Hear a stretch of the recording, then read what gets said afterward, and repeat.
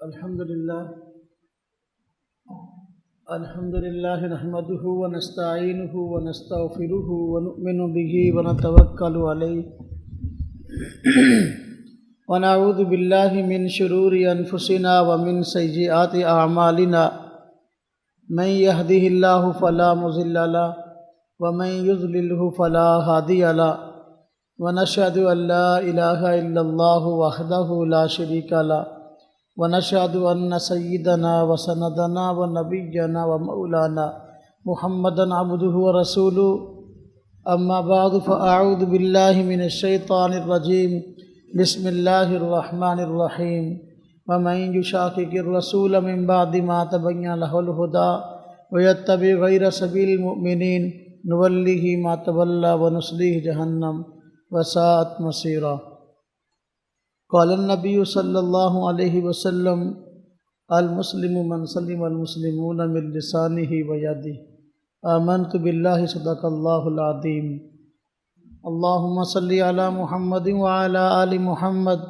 کما صلیت علی ابراہیم وعلی آل ابراہیم انک حمید مجید اللہم بارک علی محمد وعلی آل محمد کما بارکت علی ابراہیم وعلی آل ابراہیم انک حمید مجید۔ جماعت المسلمین کے افکار اور نظریات سے متعلق کچھ باتیں اس سے پہلے کے اسباق میں گزر چکی ہیں۔ اس جماعت کا بانی مسعود احمد کے نام سے ایک شخص ہے جو کہ باضابطہ عالم دین نہیں تھا، بلکہ دنیاوی تعلیم بھی ایسی تھی، اردو کتب کا مطالعہ کر کے دین اسلام کا ترجمان بن بیٹھا اور جو اپنے ذہن میں آیا اس کو اسلام سمجھا اور اپنے علاوہ باقی تمام کے تمام امت مسلمہ کو غیر مسلم قرار دیا۔ یہ سوچ، یہ فکر نہ تو کسی مسلمان کی ہے کہ اپنے علاوہ تمام امت مسلمہ کو کافر قرار دے، اور نہ ہی کسی اعتدال پہ رہنے والے دیندار شخص کی ہے۔ بہرکیف اس سے پہلے ان حضرات کے بنیادی عقائد اور نظریات سے متعلق اہم باتیں ہو چکی ہیں۔ ابھی ہم جماعت المسلمین کی دعوت کے نام سے ان کا ایک ایجنڈا ہے، تو اس پر کچھ بات کریں گے۔ جماعت المسلمین کا جتنا لٹریچر ہے، ہر کتاب میں تقریباً شروع و آخر میں ایک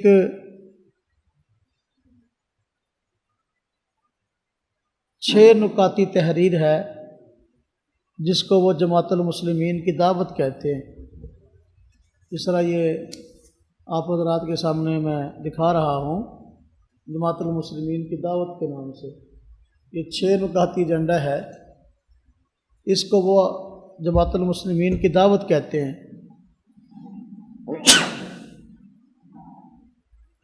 اس پر کچھ بات کریں گے کہ یہ دعوت کیا ہے اور اس دعوت کے پیچھے کیا چھپا ہے۔ اس دعوت کے پیچھے بھی دیکھیں تو در حقیقت پوری امت مسلمہ کی تکفیر ہے۔ کسی نہ کسی طریقے سے امت مسلمہ کو دین اسلام سے خارج بتانے کی وجہ تلاش کی جاتی ہے۔ اس پر ہم بات کرتے ہیں۔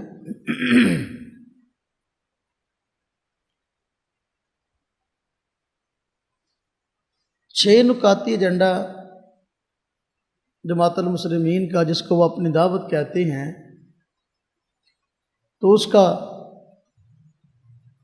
پہلا حصہ، پہلا نقطہ یا پہلی بات یہ ہے، اس میں لکھا ہوا ہے ہمارا حاکم صرف ایک، یعنی اللہ تبارک و تعالی، اللہ کے سوا کوئی نہیں۔ یہ 6 نکاتی ایجنڈے کا پہلا حصہ ہے۔ ہمارا حاکم ایک، یعنی اللہ تبارک و تعالی، اللہ تعالیٰ کے سوا کوئی نہیں۔ اب یہ بات کہنے کا مقصد کیا ہے؟ در حقیقت آج کے دور کی خارجیت جماعت المسلمین کی شکل میں موجود ہے۔ خوارج نے یہ نعرہ لگایا تھا ان الحکم الا للہ۔ خوارج نے یہ نعرہ لگایا تھا ان الحکم الا للہ۔ در حقیقت یہ جملہ ہمارا حاکم صرف ایک، یعنی اللہ تعالیٰ، اللہ کے سوا کوئی نہیں، در حقیقت یہ اسی نعرے کی ترجمانی ہے۔ پس منظر آپ حضرات کے ذہن میں ہوگا، جب منافقین کی پھیلائی ہوئی سازشوں اور غلط فہمیوں کی بنیاد پر مسلمانوں کی 2 بڑی جماعتیں آپس میں لڑ پڑی۔ سیدنا علی المرتضیٰ رضی اللہ تعالی عنہ، حضرت سیدنا امیر معاویہ رضی اللہ تعالی عنہ، ان کے ساتھ صحابہ کرام کی بھی کثیر جماعت تھی، اور ان حضرات کا اختلاف نیک نیتی پر مبنی تھا۔ سیدنا عثمان رضی اللہ تعالیٰ عنہ خلیفہ راشد ہیں، بلوائیوں نے جب ان کو شہید کر دیا، یہ مسئلہ سامنے آیا کہ ان کے قاتلین سے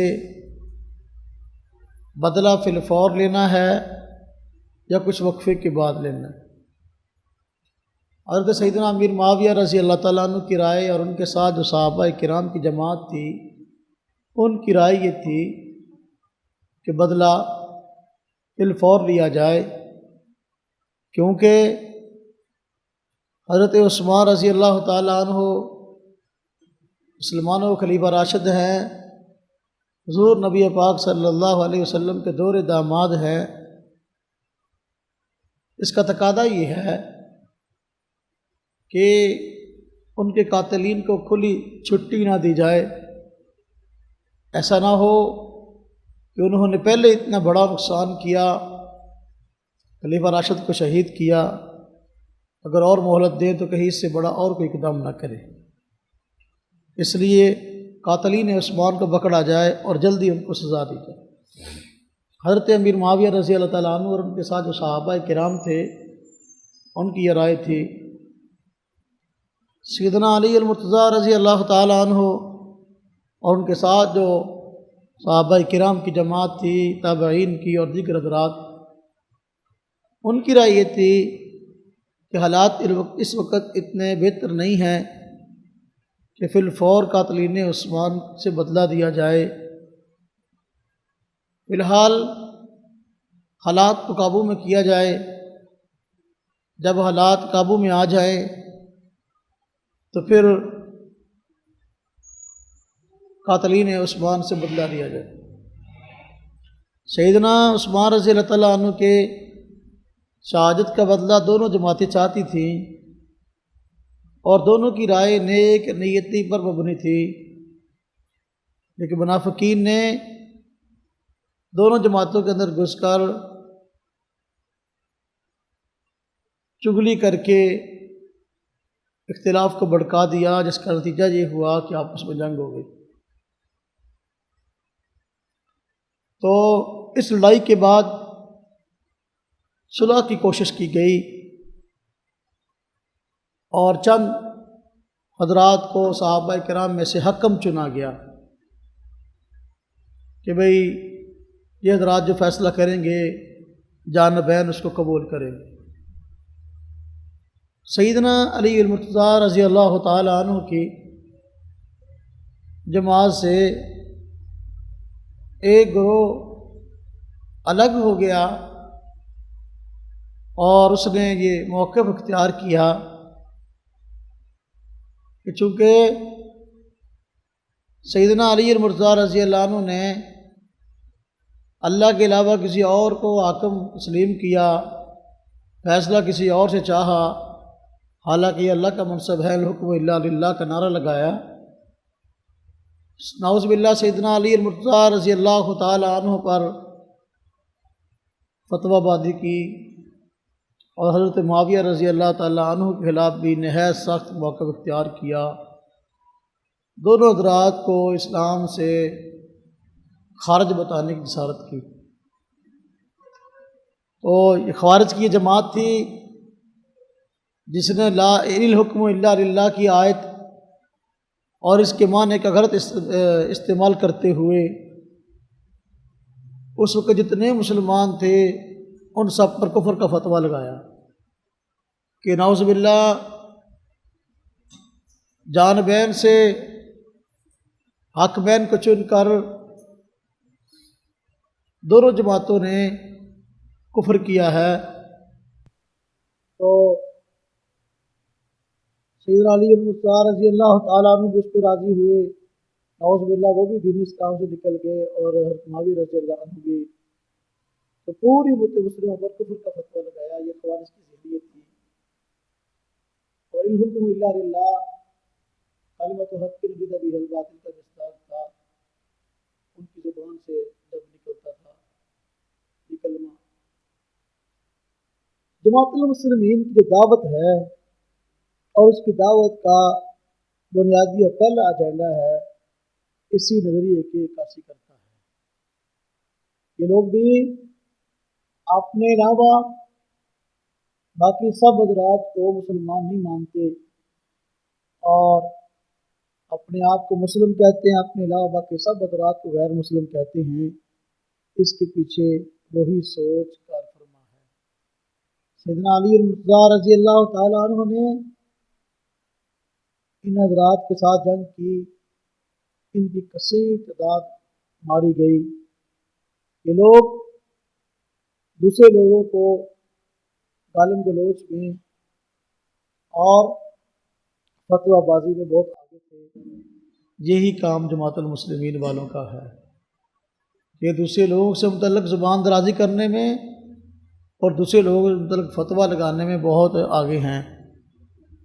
تو جماعت المسلمین کا یہ پہلا نقطہ اور پہلا جو ہم دیکھیں کہ حصہ ہے دعوت کا، تو یہ دیکھنے کو خوشنما جملے ہیں، لیکن در اس کے پیچھے جو ہے یہ چیز چھپی ہوئی ہے۔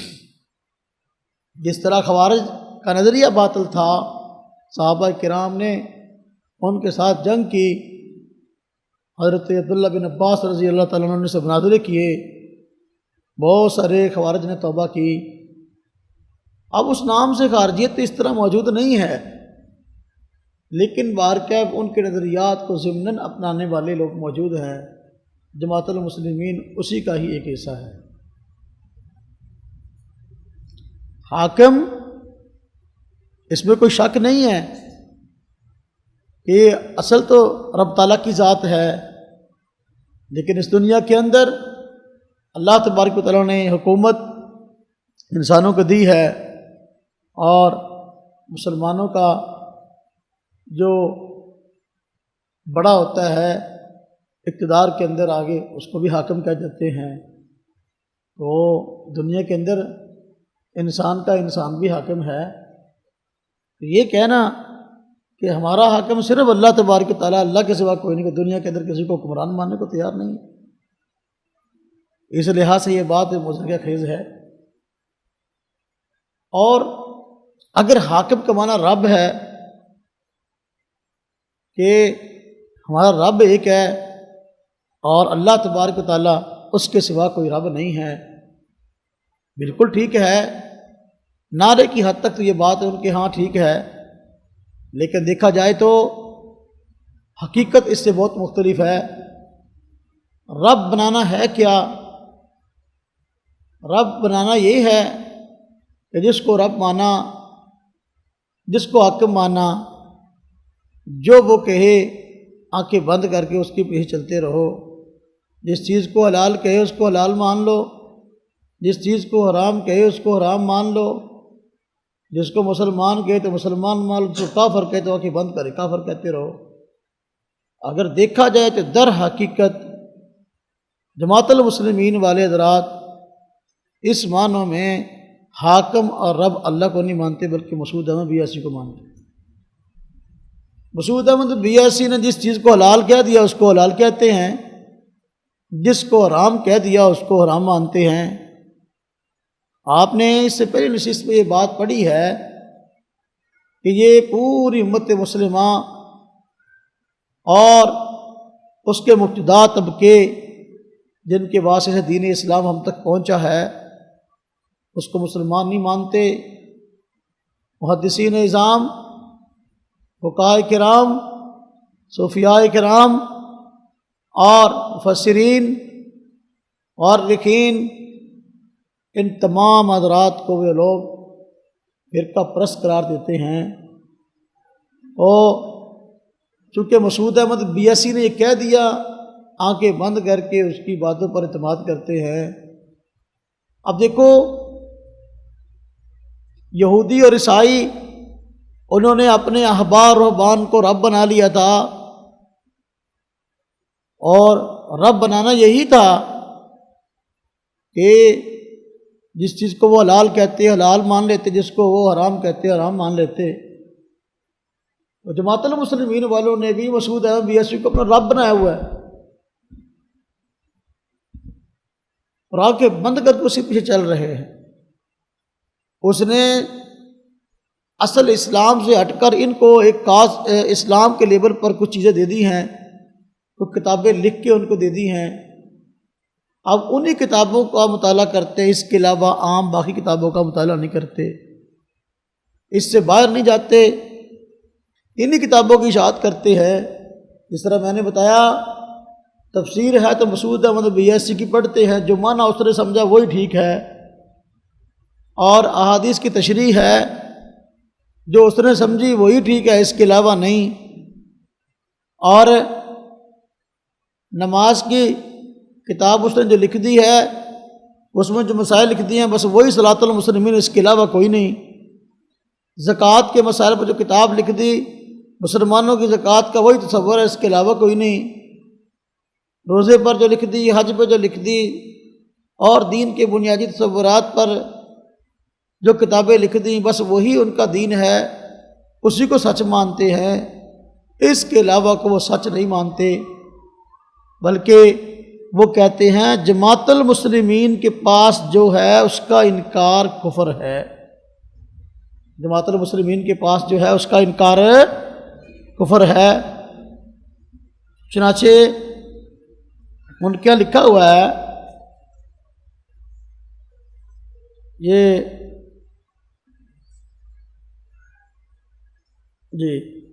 جماعت المسلمین کا تعارف کے نام سے رسالہ ہے، اس کے اندر لکھا صفحہ نمبر 1 ہے، جو کچھ جماعت المسلمین کے پاس ہے اس کا انکار کفر ہے۔ نمبر 1 تعارف میں کیا بات لکھی ہے؟ جو کچھ جماعت المسلمین کے پاس ہے اس کا انکار ہے، صفحہ نمبر 1۔ اب دیکھو اس میں کیا لکھا تھا، تفہیم الاسلام میں نے بتایا نہیں، اس نے کہا قرآن ہر لحاظ سے مکمل کتاب ہے، یہ ایک خوش نما جملہ تو ضرور ہے لیکن حقیقت کچھ بھی نہیں، نہ نماز کا طریقہ اس میں ہے نہ کسی اور عمل کا۔ تفہیم الاسلام صفحہ 226۔ ہاں جی، اور قرآن کریم کے متعلق اور کئی طرح کی باتیں، حضور نبی پاک صلی اللہ علیہ وسلم کی توہین کی، محدثین کی توہین کی، صحابہ کرام کی توہین کی، مورخین کی توہین کی، ان کے متعلق نازیبہ جملے استعمال کیے۔ وہ جو کچھ اس نے لکھ دیا، اس کی جو تحقیق ہے، اس کی تحقیق کا کوئی بندہ انکار کرتا ہے تو خارج ہو جائے۔ اس کے علاوہ حاکم ماننا اور کیا مانا ہے؟ حاکم ماننے کا اس کے علاوہ اور کیا تصور ہے کہ مسعود احمد BSc نے جو لکھ دیا اس کی جو تحقیق ہے کسی مسئلے کے متعلق اس کو ماننا ضروری ہے ہر اعتبار سے، نہیں ماننے کے دائرہ اسلام سے خارج ہے۔ اس کے علاوہ رب ماننے کا اور تصور کیا ہے؟ اس کے علاوہ حاکم ماننے کا اور تصور کیا ہے؟ جماعت المسلمین والے زبان سے کہتے ہیں ہمارا حاکم صرف ایک یعنی اللہ تبارک و تعالیٰ ہے، اللہ کے سوا کوئی نہیں، یہ جملہ سوائے دھوکے کے اور کچھ نہیں، وگرنہ عملاً مسعود احمد BSc کو حاکم اور رب تک مانے ہوئے ہیں۔ بات سمجھ آئی کہ نہیں آئی؟ جی نمبر 2، یہ جماعت المسلمین کی دعوت جو 6 نکات پر مبنی ہے اس میں دوسری بات کہی گئی ہمارا امام صرف ایک یعنی محمد الرسول اللہ صلی اللہ علیہ وسلم، فرقہ وارانہ امام نہیں۔ ہمارا امام کون ہے؟ صرف ایک یعنی محمد الرسول اللہ صلی اللہ علیہ وسلم، فرقہ وارانہ امام نہیں۔ یعنی کہنے کا مطلب یہ ہے کہ بھئی ہم امام صرف حضور نبی پاک صلی اللہ علیہ وسلم کی ذات اقدس کو مانتے ہیں، رسول اللہ صلی اللہ علیہ وسلم کے علاوہ کسی کو امام نہیں مانتے، یہ دعویٰ ہے۔ اب اس دعویٰ کی حقیقت کیا ہے؟ دعویٰ کی حقیقت یہ ہے کہ یہ لوگ زبان سے تو یہ کہتے ہیں کہ ہمارا امام صرف اور صرف ایک یعنی حضرت محمد صلی اللہ علیہ وسلم، لیکن عملاً مسعود احمد BSc کو مسعود احمد BSc کو یہ اپنا امام تسلیم کرتے ہیں۔ مسعود احمد BSc کو ہاں جی اپنا امام تسلیم کرتے ہیں۔ یہ دیکھیں میں کئی کتابیں ایسی میرے پاس موجود ہیں جن کے ٹائٹل پر مصنف کا نام لکھا مسعود احمد BSc، نیچے لکھا امام جماعت المسلمین۔ یہ دیکھیں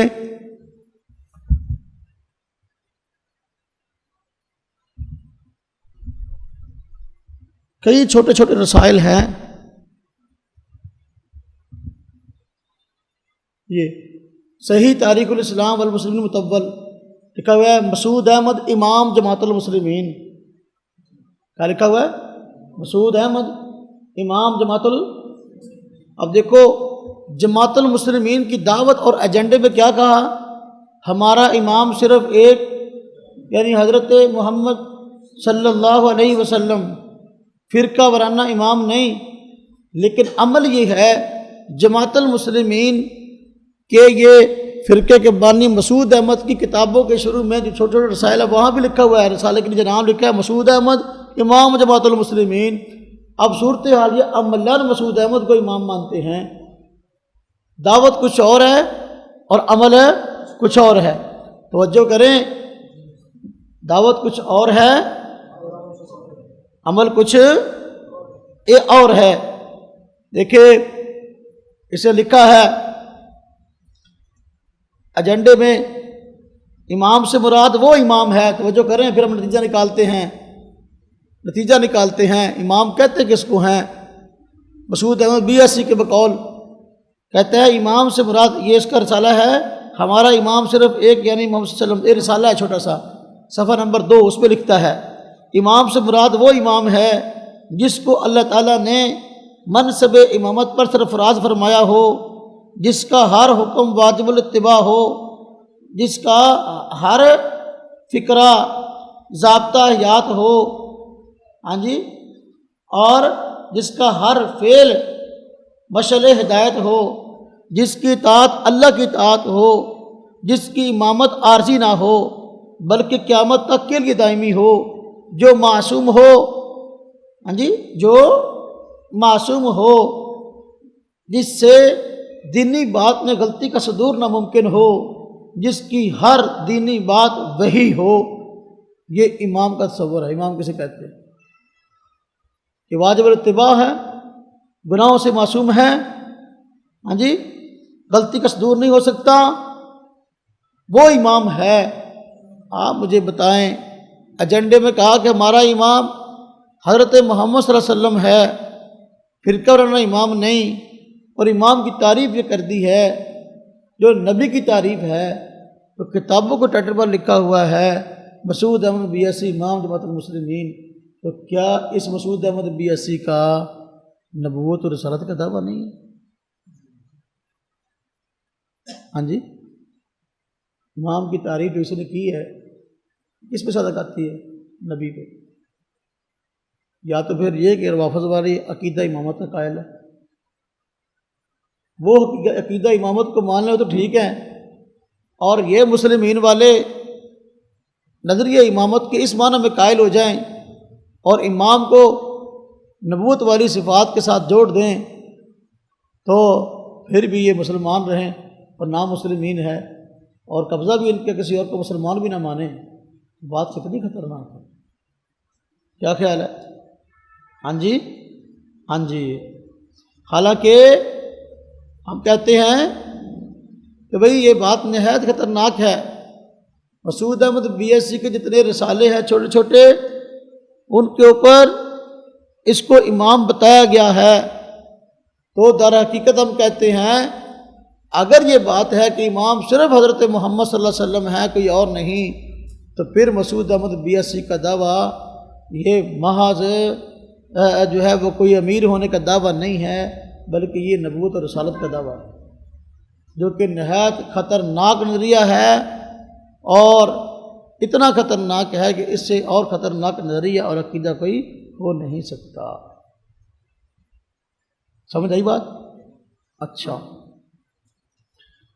اب اور دیکھیے آگے اسی ایجنڈے کے اندر لکھا ہے تیسرا نقطہ، ہمارا دین صرف ایک یعنی اللہ کا پسند کردہ دین اسلام، فرقہ وارانہ مذہب نہیں۔ جماعت المسلمین کی دعوت کا تیسرا نقطہ، ہمارا دین صرف ایک یعنی اللہ کا پسند کردہ دین اسلام، فرقہ وارانہ مذہب نہیں۔ آپ مجھے بتائیں کہ کوئی بندہ بھی جو اپنے آپ کو مسلمان کہتا ہے اپنا دین اسلام نہیں مانتا ہے، تو پھر اس جملے کا مطلب کیا ہے؟ جو بھی بندہ اپنے آپ کو مسلمان کہتا ہے تو وہ اپنا دین اسلام ہی مانتا ہے۔ اس نے کہا ہمارا دین صرف ایک یعنی اللہ کا پسند کردہ دین اسلام، فرقہ وارانہ مذہب نہیں۔ در حقیقت وہ کہنا چاہتا ہے کہ دین اسلام کے علاوہ اور مسلمانوں میں جو مذاہب ہیں وہ دین نہیں، بلکہ دین اسلام کے خلاف جو ہے الگ دین، ہم کہتے ہیں مذہب حنفی، مذہب شافعی، ہاں جی وہ چیز۔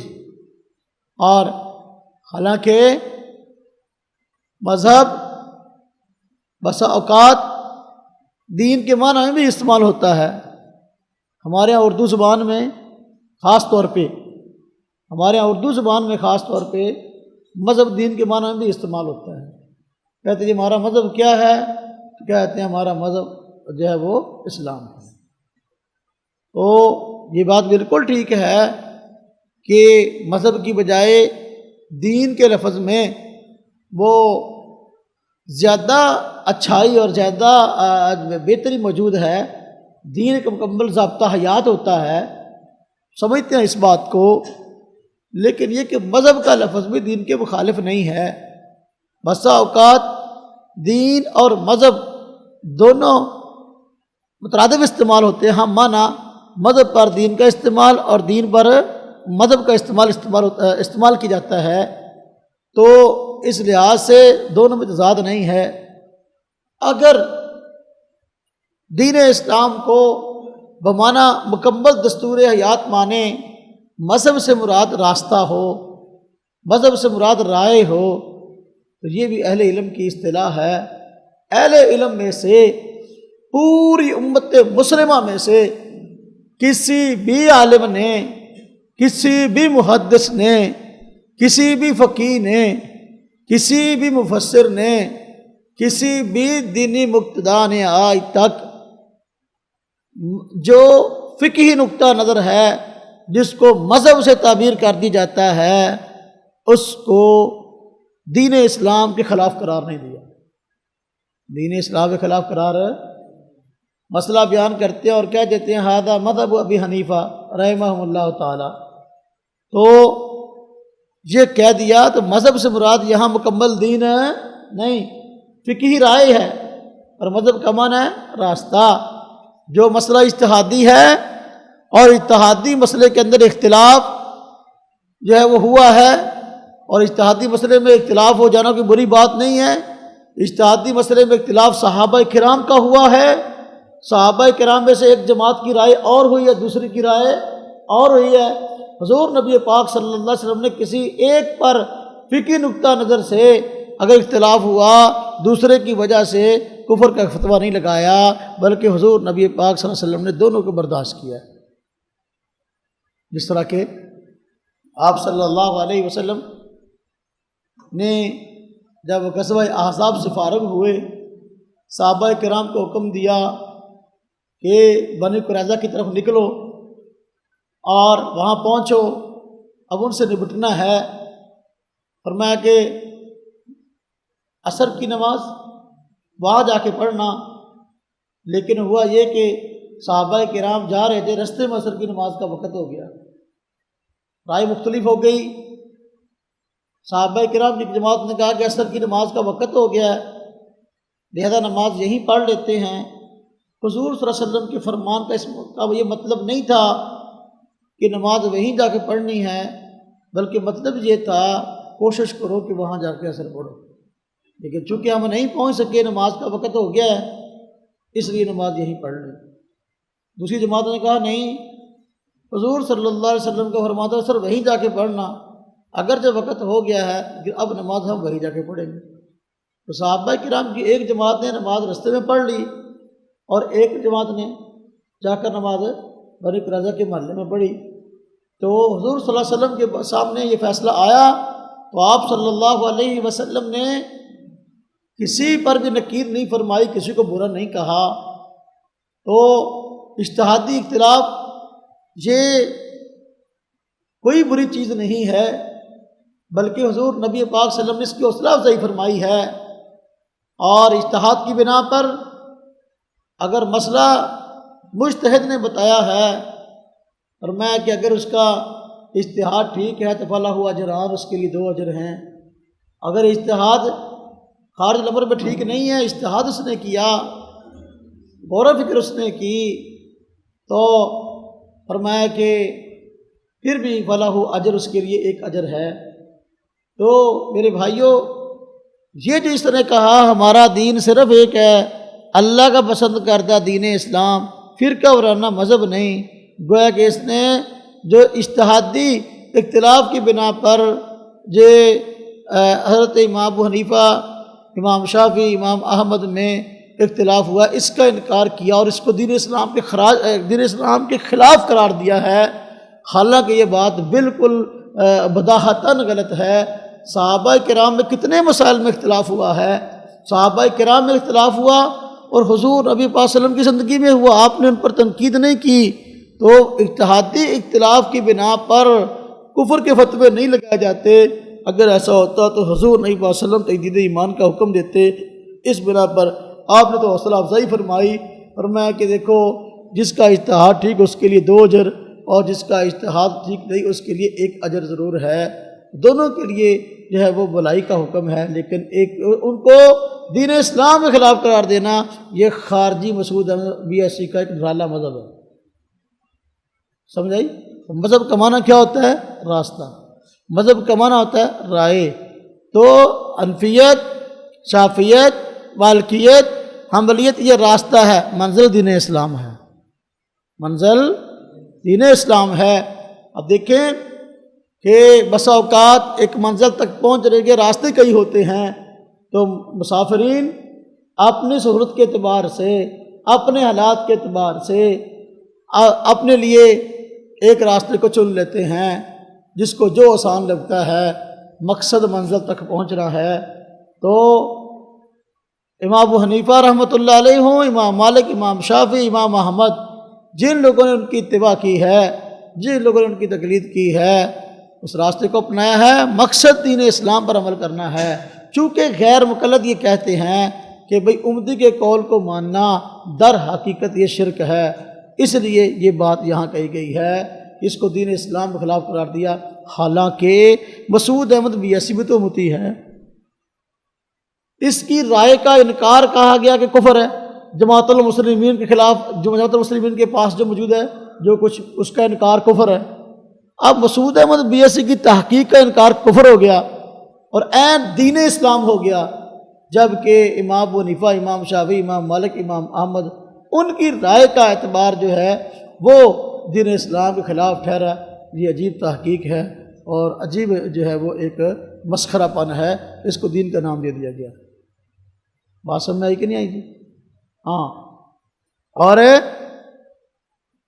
جب سے آپ دیکھ لیں صدیاں گزر رہی ہیں، علماء جتنے محدثین ہیں، جتنے مورخین ہیں، ہاں جی، اور علماء ہے، عموماً ایسا ہوا ہے کہ ان ائمہ میں سے کسی نہ کسی ایک کی تحقیق پر اعتماد کرنے والے ہیں اور چل رہے ہیں۔ لہذا اس کو جو فقاہت کی بنا پر الگ رائے ہوئی ہے، اس کو رائے کو دین اسلام کے خلاف قرار دینا یہ سراسر باطل ہے۔ ہاں جی، اس پہ بالکل بھی تفصیل سے عرض کروں گا، باہر کا یہ بالکل بات غلط ہے۔ آگے چوتھا ایجنڈا ہے کہ یہ جماعت المسلمین کی دعوت کا چوتھا نقطہ، کہ ہمارا نام صرف ایک، یعنی اللہ کا رکھا ہوا نام مسلمین، فرقہ وارانہ نام نہیں۔ جماعت المسلمین والے کہتے ہیں ہمارا نام صرف ایک، یعنی اللہ کا رکھا ہوا نام ہے مسلمین، فرقہ وارانہ نام نہیں۔ گویا کہ مسلمین کے علاوہ جو بھی نام ہے فرقہ وارانہ ہے، حالانکہ مسلمین کے نام سے آج کتنے فرقے بن گئے ہیں۔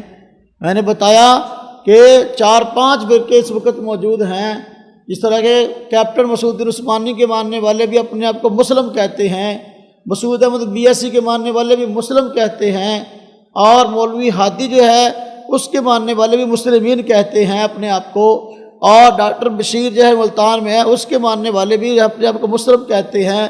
اس کے علاوہ اور بھی چھوٹے موٹے ایسے گروہ ہیں جو اپنے آپ کو مسلم کہتے ہیں، لیکن نظریاتی اعتبار سے ان سے مختلف ہیں، اور ان میں سے ہر ایک ایسا ہے جو دوسرے کو مسلمان نہیں مانتا بلکہ ایک دوسرے کو کافر کہتے ہیں اور اپنے آپ کو مسلم کہتے ہیں۔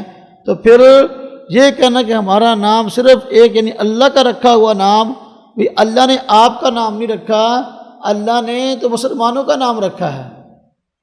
ہاں جی، اللہ پاک نے وَسَمَّاكُمُ الْمُسْلِمِينَ، یہ 14ویں صدی کے لوگوں کا نام رکھا مسلمین، پوری امت مسلمہ کا نام رکھا نا، مسعودیوں کا نام تو مسلمین نہیں رکھا۔ جو مسلمین ہیں وہ مسلم، باقی سارے غیر مسلم، یہ بات غلط ہے، بلکہ عملاً یہ مسلم کہلانے والے 4-5 فتنے، 4-5 فرقے ایک دوسرے کو مسلمان نہیں مانتے، تو پھر جو ہے اب ان کے اسلام کی کیا گارنٹی ہے؟ میں نے عرض کیا کہ یہ بات بالکل ٹھیک ہے کہ مسلم قرآن پاک میں امت مسلمہ کو کہا گیا، اس کا انکار نہیں، لیکن یہ کوئی باطل فرقوں کے مقابلہ میں کوئی فرقہ نہیں ہے، بلکہ یہ تو کفر کے مقابلہ میں لفظ استعمال ہوا ہے۔ اب دیکھیں، توجہ کریں، مسعود احمد بیسی نے رسالہ لکھا مذہب اہل حدیث کی حقیقت، چونکہ پہلے فرقہ اہل حدیث میں موجود تھا، پھر اس کے خلاف رسالہ لکھ دیا۔ اس کے اندر لفظ مسلم کی تشریح کیا کرتا ہے؟ مسلم کہتے کس کو ہیں؟ صفحہ نمبر 4 میں لکھتا ہے، ہاں جی،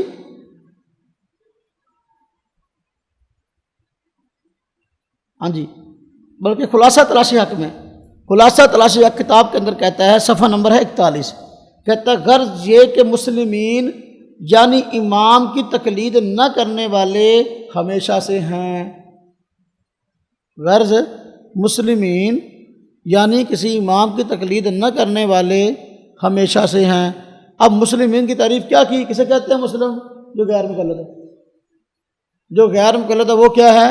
مسلم۔ اب فرقہ اہل حدیث کے لوگ جو ہیں غیر مقلد ہیں کہ نہیں ہیں؟ وہ بھی اس تعریف میں داخل ہو گئے، وہ بھی اس تعریف میں داخل ہو گئے۔ یہ غامدی یہ بھی غیر مقلد اس میں شامل ہو گیا، مودودی یہ بھی غیر مقلد یہ بھی اس میں شامل ہو گیا۔ ہاں جی، یہ جتنے منکرین حدیث کے ٹولے ہیں، پرویزی یہ بھی اس میں شامل ہو گئے، وہ بھی تقلید نہیں کرتے، وہ بھی اس کے منکر ہیں۔ اور اس کے علاوہ جو ہے اور جتنی جو ہے مسلمانوں کے اندر الہاد کے نام پہ تحریکیں چلی ہوئی سارے کے سارے شامل ہو گئے۔ پھر مسعود احمد BSc کا کیا اپنا تشخص برقرار رہا؟ اگر مسلم کی تعریف یہ ہے جو اس نے کی ہے، یہ مسلمین یعنی اسی امام کی تقلید نہ کرنے والے یہ مسلم ہیں، تو پھر تو جماعت المسلمین جو BSc کی ہے صرف یہ مسلمان نہیں بلکہ جو ہے جو بھی تقلید نہ کرنے والا وہ مسلمان ہے۔ پھر اس کی کیا خصوصیت ہے؟ بات سمجھ میں آئی کہ نہیں آئی؟ ہاں جی، بارکہ مسلم کا لفظ کافر کے مقابلہ میں استعمال ہوا، چنانچہ قرآن پاک میں ہے حضرت ابراہیم علیہ السلام کے متعلق یہودیوں، عیسائیوں، منافقین نے کہا تھا کہ ابراہیم علیہ السلام جو ہے وہ ہمارے ہیں، اور مسلمانوں نے کہا تھا کہ وہ ہمارے ہیں۔ اللہ تبارک و تعالیٰ نے یہاں حضرت ابراہیم کے متعلق فرمایا ما کان ابراہیم یہودیا ولا نصرانیا ولکن کان حنیفا مسلما وما کان من المشرکین۔ فرمایا ابراہیم علیہ السلام یہودی بھی نہیں تھے، نصرانی بھی نہیں تھے، اور حنیف مسلم تھے۔ فرمایا ما کان من المشرکین، مشرکوں میں سے بھی نہیں تھے۔ اب اسلام کے مقابلہ میں یہودیت کفر ہے، اسلام کے مقابلہ میں عیسائیت کفر ہے، اسلام کے مقابلہ میں شرک مشرکین یہ کفر بناتے تھے۔ معلوم مسلم کا لفظ کس کے مقابلے میں استعمال ہوا؟ مشرک کے اپنا مسلم کا لفظ جو ہے کفر کے مقابلے میں استعمال ہوا، کسی فرقے کے مقابلے میں استعمال نہیں ہوا۔ اسی طرح دوسری آیت سورہ آل عمران کی ہے تو اس میں فرمایا گیا ایامرکم بالکفر بعد اذ انتم مسلمون، کیا تم حکم دیتے ہو کفر کا بعد اس کے کہ تم مسلمان ہو گئے؟ ہاں جی، اب دیکھو یہاں پر بھی کفر کے مقابلے میں مسلمان کا لفظ استعمال ہوا۔ سورہ حجر کے اندر جو ہے آیت نمبر 2 ہے، فرمایا ربما یود الذین کفروا لو کانوا مسلمین۔ اب دیکھو کہ کافر لوگ خواہش کریں گے ہائے کاش کہ جو ہے وہ مسلمان ہوتے۔ معلوم ہے یہاں پر بھی مسلمان کا لفظ جو ہے وہ کافر کے مقابلہ میں استعمال ہوا ہے۔ اب یہ جو کہتے ہیں کہ صرف اپنے آپ کو مسلم کہلاؤ، مسلم، اس کے علاوہ جو بھی نام فرقہ ورانا ہے، قرآن کریم کے اندر حضرت ابراہیم علیہ السلام کو فرمایا گیا نا ولیکن کان حنیفا مسلما، لیکن اس کے ساتھ حنیف بھی کہا گیا کہ نہیں کہا گیا؟ پھر ابراہیم علیہ السلام کو فرمایا انی جاعلک للناس اماما، بے شک ہم آپ کو امام لانے والے امام بھی کہا گیا۔ اسی طرح جو ہے وَإِنَّهُ فِي الْآخِرَةِ لَمِنَ الصَّالِحِينَ، آخرت میں صالحین میں سے ہو گئے، صالح کہا گیا۔ اس طرح فَاتَّبِعُوا مِلَّةَ ابراہیم حنیفا، یہاں حنیف کہا گیا سورہ آل عمران کے اندر۔ اسی طرح سورہ نساء کے اندر فرمایا وَاتَّخَذَ اللَّهُ إِبْرَاهِيمَ خَلِيلًا، اللہ پاک نے ابراہیم کو خلیل بنا لیا۔ ابراہیم مسلم بھی ہیں تو خلیل بھی ہیں، تم کہتے ہو مسلم کے علاوہ اور کوئی نام نہیں پکار سکتے۔ فرمایا اِنَّ إِبْرَاهِيمَ لَأَوَّاهٌ حَلِيمٌ، ابراہیم اوا بھی ہیں علیم بھی ہیں۔ اب دیکھو اوا مسلم بھی ہیں تو اوا بھی ہیں، مسلم بھی ہیں تو حلیم بھی ہیں۔ اسی طرح تو ان کو امت اور کانت بھی کہا گیا، ان ابراہیم کان امۃ قانتا للہ حنیفا۔ سورہ نحل کے اندر آیت 120 شاکر بھی کہا گیا، شاکر فرمایا شاکرا لانعمہ، شاکرا۔ سورہ نحل آیت 121 صدیق بھی کہا گیا وَاذْكُرْ فِي الْكِتَابِ ابراہیم انہ کان صدیقا نبیّا، انہ کان صدیقا۔ تم کہتے جو مسلم ہے، مسلم کے علاوہ کوئی اور نام نہیں، بالکل یہ فساد ہے، بلکہ مسلمان ہونے کے ساتھ اور نام بھی صفاتی ہو سکتا ہے۔ لہذا جس طرح کے مسلمانوں کے 73 فرقوں میں نجات پانے والی جماعت کا امتیازی نام، صفاتی نام جو ہے جو اہل سنت والجماعت ہے، اہل سنت۔ جس طرح کہ میں نے عرض کیا تفسیر ابن کثیر کے اندر حضرت عبداللہ بن عباس نے فرمایا یوم تبیض وجوہ وتسود وجوہ کی تفسیر میں قیامت کے دن جن کے چہرے روشن ہوں گے وہ اہل سنت ہیں۔ کون ہیں؟ علامہ ابن سیرین نے فرمایا خیر القرون کے بندے ہیں۔ فرمایا کہ جب پہلے ایسا تھا حدیثیں لی جاتی تھیں اور حدیث کی سند کی تحقیق نہیں ہوتی تھی، لوگوں میں خیر غالب تھی، لیکن جب جھوٹ عام ہو گیا، بدعات پھیلنے لگیں، تو اب جو ہے یہ محدثین نے طے کیا کہ اہل سنت کی روایت قبول کیا جائے اور بدعتوں کی روایت قبول نہ کیا جائے۔ تو دیکھو اب علامہ ابن سیرین مشہور تابعی ہیں، محدث ہیں، مسلم بھی ہیں، اور ساتھ کیا ہیں؟ سنی بھی ہیں۔ تو لہذا بندہ سنی کہلا سکتا کہ نہیں کہلا سکتا؟ یہ بیوقوفی ہے، یہ گدھا پن ہے۔ بندہ کہ نا جی نا، مسلم کا لفظ جو ہے وہ تو فرقہ اور ناموں کے نا فرقہ ورانہ ناموں کے مقابلے میں نہیں، بلکہ مسلم کا لفظ جو ہے یہ کفر کے مقابلہ میں آیا ہے۔ بات سب میں آ گئی؟ ہاں جی۔ اب دیکھو مسلم کی تعریف کیا ہے؟ مسلم کی تعریف کیا ہے؟ حدیث پاک میں مسلمان کی تعریف کی گئی ہے۔ مسلم کی تعریف فرمایا من صلی صلاتنا واستقبل قبلتنا واکل ذبیحتنا فذلک المسلم۔ فرمایا جو بندہ ہماری نماز کی طرح نماز پڑھے، ہمارے قبلے کی طرف رخ کرے اور ہمارے ذبیحے کو کھائے، وہ کیا ہے؟ مسلم۔ ایک مسلم کی تعریف اس نے کی ہے، کیا کی؟ مسلمین یعنی تقلید نہ کرنے والے۔ مسلمین کی مراد کیا ہے؟ حضور نے کیا فرمایا؟ من صلی صلاتنا، جو ہمارے جیسی نماز پڑھے اور قبلہ کی جانب رخ کرے، ہمارے ذبیحہ کو کھائے، وہ بندہ کیا ہے؟ مسلم ہے۔ وہ بندہ کیا ہے؟ مسلم ہے۔ آپ دیکھو اس ایک تعریف حضور نبی پاک صلی اللہ علیہ وسلم نے مسلم کی ہے، اور ایک مسعود احمد بیاسی نے کی ہے۔ دونوں تعریفوں میں کتنا فرق پڑ گیا؟ زمین و آسمان کا فرق پڑ گیا نا جی۔ لہذا جو یہ تین کام کرتا ہے وہ مسلم ہے۔ جو اس طرح کا مسلم وہ ہے جو کسی امام کی تقلید نہیں کرتا۔ معلوم ہوا جس طرح اس کا فرقہ گھر بنایا ہوا ہے، گھر میں بنایا ہوا ہے، اس نے مسلم کی تعریف بھی گھر بیٹھ کے بنائی ہے۔ گھر بیٹھ کے 14 صدی کی ایجاد ہے وغیرہ نہیں۔ اب دیکھو میں کہتا ہوں، دیکھو مسلم جماعت المسلمین کہتے ہیں ہم مسلم ہیں۔ کیا حضور نبی پاک صلی اللہ علیہ وسلم نے مسلم کی شان کیا بیان کی ہے؟ پہچان کیا ہے مسلمان کی؟ فرمایا المسلم من سلم المسلمون من لسانہ ویدہ۔ مسلمان وہ ہے دوسرے مسلمان جس کی زبان اور ہاتھ سے محفوظ رہیں۔ آپ مجھے بتائیں پوری امت مسلمہ میں کوئی بندہ اس کی زبان سے جو ہے محفوظ رہا؟ اس نے قرآن کے خلاف زبان استعمال کی، محدثین کے خلاف زبان استعمال کی، مفسرین کے خلاف زبان استعمال کی، مورخین کے خلاف استعمال کی، فقہاء کرام کے خلاف زبان استعمال کی۔ المسلم من سلم المسلمون من لسانہ ویدہ۔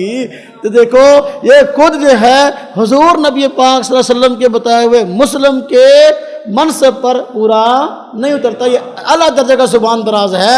تو لوگوں کو ہر وقت تکلیف دینا ان کا ایجنڈا ہے، ہر وقت لوگوں کو تکلیف دینا ان کا، جبکہ حضور نے فرمایا کہ بھائی مسلمان تو وہ ہے جس کا ایجنڈا یہ ہو کہ وہ دوسروں کو تکلیف نہ دیتا ہو۔ وہ بات سمجھ آئی کہ نہیں؟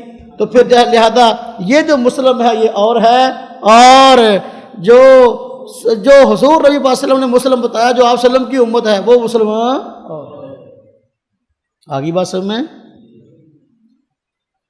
بنیاد محبت، بنیاد محبت، یہ جو جماعت المسلمین کی دعوت اس کا 5واں ایجنڈا، 5واں نقطہ کہہ لیں کہ اس میں کہتے ہیں بنیاد محبت صرف ایک، یعنی اللہ تعالیٰ سے تعلق، دنیاوی تعلقات نہیں۔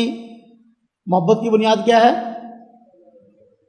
ہاں جی، یعنی اللہ تعالیٰ سے تعلق، دنیاوی تعلقات نہیں، یعنی ہمارا آپس میں محبت جو محبت اگر ہو تو اس وجہ سے ہو کہ اللہ کو ماننے والے ہیں، اس بنیاد میں محبت ہے۔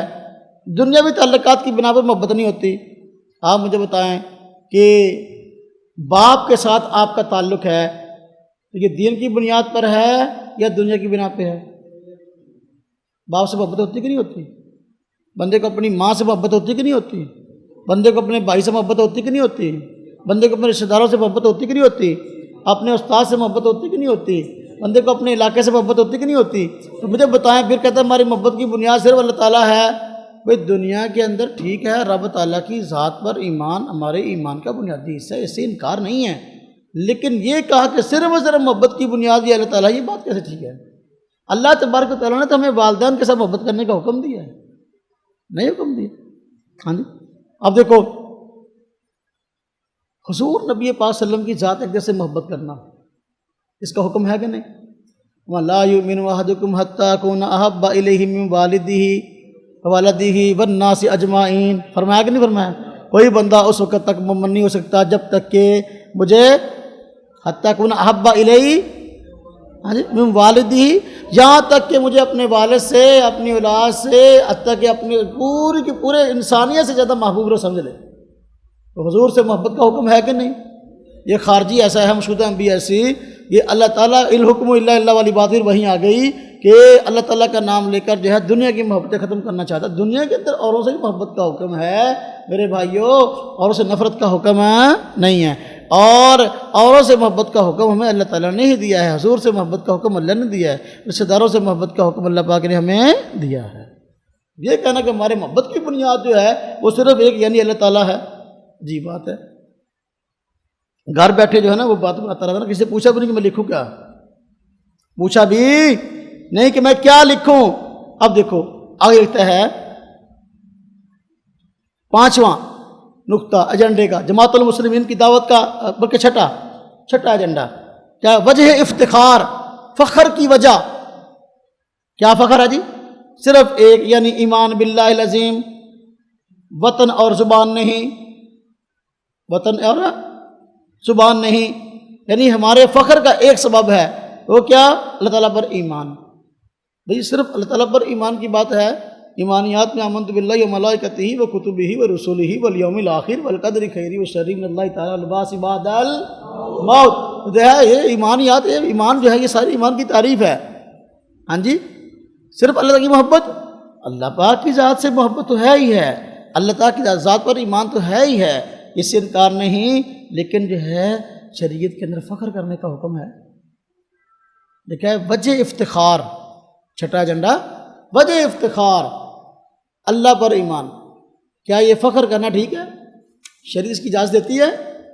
شریعت فخر کی اجازت نہیں دیتی۔ چنانچہ آپ دیکھیں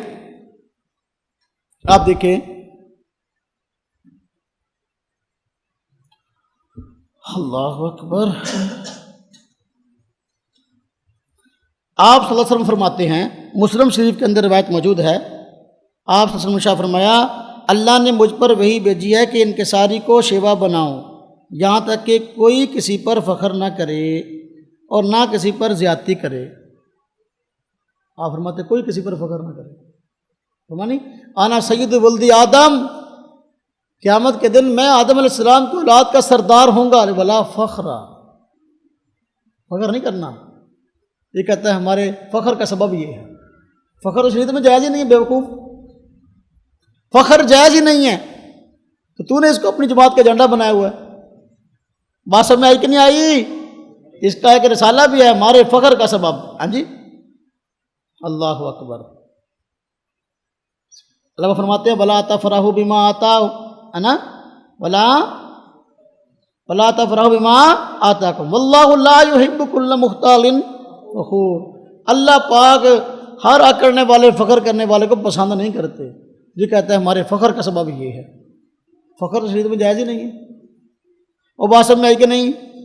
سورہ نساء 36 سے فرمایا ان اللہ لا یحب من کان مختالا فخورا، اللہ پاک جو ہے اس کو پسند نہیں کرتے جو کہ اکڑنے والا، فخر کرنے والا ہے۔ سورہ لقمان آیت 18 فرمایا ان اللہ لا یحب کل مختال فخور، کیا فرمایا؟ فلا تزکوا انفسکم، اپنے منہ میاں بیٹھو نہ بناؤ، اپنے منہ میں بڑا اچھا ہوں، میں فلانا ہوں۔